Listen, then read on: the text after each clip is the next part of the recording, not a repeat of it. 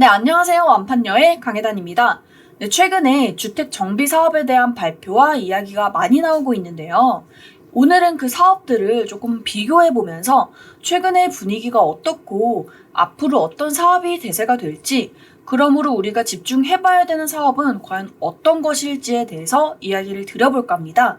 네, 같이 한번 보도록 하시죠. 네, 서울시가 신속통합기획 재개발 2차 공모를 시작했다라고 합니다. 네, 이 신속통합기획은 민간이 주체가 되고 서울시가 계획과 절차를 지원하는 사업이긴 하죠. 이 사업 초반에만 관여를 해서 공공성을 확보를 하고 결국에는 주민의 주도하에 이루어지는 민간 사업 방식이라는 건데요. 이 사업이 지금 현재 8월 29일부터 10월 27일까지 두 달간 공모를 받아서 12월 말에 최종 선정을 해서 지역을 명시하겠다라는 발표를 했다라는 건데, 1차 때와 거의 마찬가지로 평가 항목은 대부분 비슷하기는 하지만 추가적으로 침수 지역과 반지하 주택 등 이 추가 항목을 고려를 한다라는 건데, 이건 이제 최근에 좀 이슈가 되었던 반지하라든지 침수 피해 지역들 이런 이슈 덕분에 이 항목이 또 추가가 되었고, 게다가 여기에서 또 찬성 동의율까지가 추가가 됐다라는 사실인데요. 이 찬성 동의율이 사실은 1차 때도 물론 반영을 해서 이런 이야기를 받고 항목을 보는 부분이 있었지만 공식적으로 발표가 이루어진 부분은 없었어요. 하지만 지금 2차 때는 찬성 동의율, 쉽게 말해서 주민들의 개발 의지까지 한번 보겠다, 같이 검토를 해서 선정을 해주겠다라고 못 박았다라는 건데, 왜 그러느냐라고 본다면 바로 이런 이슈가 존재했기 때문이라는 건데요. 최근에 신속통합기획을 신청을 해서 선정이 되었다가 철회를 한 지역이 생겨났기 때문이에요. 그게 바로 이제 첫 번째 잠원 신반포 4차 아파트와 두 번째 송파 한양아파트 2차라는 건데요. 물론 이 두 곳은 지금 신속통합기획을 재건축 방식으로 진행을 하려고 했기 때문에 재개발과는 조금 다른 부분이 있긴 하지만 큰 틀로 본다면 일단 신속통합기획으로 진행을 시키려고 했던 지역이긴 하죠. 하지만 신반포 4차는 올해 6월에 조합 총회 의견에서 결론적으로는 이제 자체 개발로 재건축을 하겠다라는 투표를 해서 신통은 철회하겠다라고 발표를 했고요. 그 이유는 이미 신통을 선정받기 전부터 정비 계획을 수립을 하고 주민공람까지 공고 완료를 한, 어떻게 보면 개발이 어느 정도 이루어졌던 그런 사업지인데, 신통으로 진행을 하더라도 큰 실익이 없기 때문에 결국에는 자체 개발로 사업을 진행하는 게 낫겠다라고 판단을 해서 신통을 철회했다라는 거고요. 네, 그와 반대로 송파 한양 2차 아파트는 저번 달에 조합 총회를 열고 신속기획 반대로 결국에는 의견을 모았다라는 건데요. 이 표면적인 이유는 신통을 하게 되면 아무래도 이제 공공성이라든지 개방성 등이 요구가 되기 때문에 이것은 우리 사업과 결국은 맞지 않겠다라고 이야기가 나왔기 때문이라는 건데, 좀 내부적으로 한번 살펴본다면 이 아파트 내부를 좀 가로지르는 도로를 재건축을 통해서 없애고 싶었는데 서울시가 안 된다라고 하는, 어떻게 보면 최종 불가 판정을 내리다 보니까 이에 대한 불만이 좀 높아지면서 그렇다면 굳이 신속통합으로 할 필요가 없다라고 느꼈기 때문이라고 이야기가 나오고 있다는 거죠. 이런 이야기지만 어쨌든지 결국에는 이런 사업지들이 한두 곳씩 철회하는 지역들이 발생하다 보니까요. 이 서울시도 아예 기준 자체를 조금 더 엄격하게 하기 위해서 아예 2차 공모를 진행을 할 때는 주민들의 개발 의지를 좀 평가하는 항목들을 추가적으로 검토를 해서 선정을 하겠다라고 발표를 했다라는 거죠. 그렇다면 신속통합 기획만 이런 부정적인 이슈와 잡음이 존재하느냐라고 본다면 그렇지는 않은 건데요. 바로 얼마 전에 8월에 이제 2차 공공재개발 2차 후보지가 발표가 되었죠.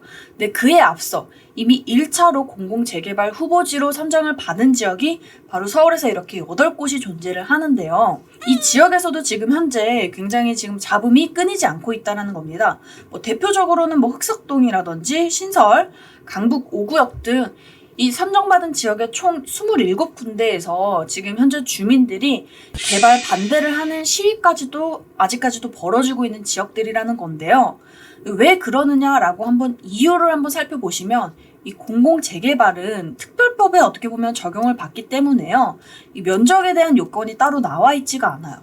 그렇기 때문에 토지 등 소유자 과반의 동의만으로도 사업이 조금 추진이 될 수가 있고, 민간 재개발보다는 사실 상대적으로 요건들이 좀 까다로운 부분이 덜하기 때문에 지정을 받기까지는 좀 쉽지만 이게 주민들의 전체 의견을 좀 반영한다라고 보기는 어려운 부분이 있다라는 거죠. 그렇기 때문에 현재 공공재개발을 반대하는 원주민들이 조금 많은 사업이 바로 공공재개발이라고 볼 수가 있다라는 건데, 대표적으로 강북의 5구역 같은 경우는요, 현재 과반수에 해당하는 주민들이 반대 의견을 하고 있다라는 거예요. 근데 이들이 무려 70% 이상의 토지 소유권을 확보한 주민들이기 때문에 주민들 간의 갈등과 잡음이 끊이지 않기 때문에 사업을 조금 진행하기에 있어서는 시간이 좀 많이 걸릴 수 있고 또 딜레이가 될 확률이 굉장히 높다라고 볼 수 있다라는 사업이라는 거죠. 그렇다면은 좀 이런 부정적인 이슈만 존재하는 사업들만 있느냐라고 본다면 그건 아니라는 겁니다. 최근에는 또 역세권 개발 사업, 역세권 활성화 사업들이 지금 또 활발히 이루어지고 있다는 건데요. 그 이유로 한번 살펴본다면 이 서울시라든지 이 정부에서 굉장히 좀 밀어주고 있는 사업이 바로 어떻게 보면 역세권 활성화 사업이라는 겁니다. 대표적으로 우리 6월 30일에 발표가 되었던 서울시에서 발표됐던 내용을 한번 보시면 이 역세권 공밀 개발을 유도를 해서 공급을 확대를 시키겠다라는 건데요.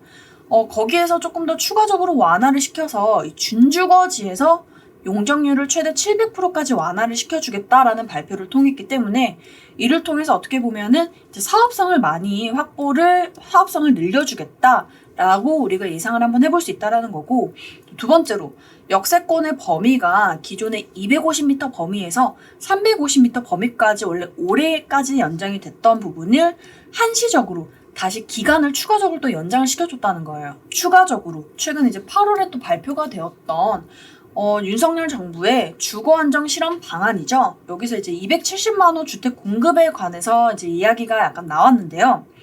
이 공급 방안 중에서도 도심을 좀 개발을 시키겠다라고 이야기가 나왔는데, 도심 개발을 근데 어디를 시키느냐라고 본다면 이 역세권 등에서 좀 주거, 상업 등이 좀 활발히 이루어질 수 있는, 개발이 활성화될 수 있는 지역들을 좀 개발시키겠다라고 이제 간략한 아웃라인이지만 그게 이제 나왔다라는 거기 때문에 정부나 시에서 밀어줄 수 있는 사업이 바로 역세권 개발 사업이다라고 볼 수가 있다라는 거죠. 그렇기 때문에 이 사업을 진행을 하고 있거나 앞으로 좀 이 사업으로 추진할 수 있는 그런 지역들에 대해서 지금 굉장히 긍정적인 그런 분위기를 읽어볼 수 있다라는 건데요. 대표적으로 우리가 한번 역세권 개발 사업으로 진행하는 원효로 일가와 또 청파 이동은 이제 신속통합기획 1차로 선정된 지역이죠. 이 두 곳을 한번 간단히 비교를 한번 해본다면요. 이 두 지역은 입지상으로 굉장히 가까운 지역에 속하긴 합니다. 근데 이 원효로 일가도 사실은 2020년도에는 공공재개발로 진행을 하려다가 요건이 충족이 되지 않아서 탈락을 해서 급하게 어떻게 보면은 빠르게 이제 개발을 선회를 했죠. 역세권 개발 사업으로 추진을 했고, 지금 현재 동의율은 충족이 되었고 아직 구역 지정은 되지 않았지만 구역 지정이 임박해 있는 단계인 상황이긴 합니다. 그런데 분위기가 지금 굉장히 다르다라는 거예요. 예를 들어서 청파동은 지금 투룸 기준으로 매매 금액이 한 5억대 정도인 것을 우리가 확인해 볼 수가 있다는 건데, 원효로 일가는 그와 비슷한 면적임에도 불구하고 이 매매 금액이 최소 2배 이상 12억대를 호가하는 것을 우리가 확인해 볼 수 있다는 거죠.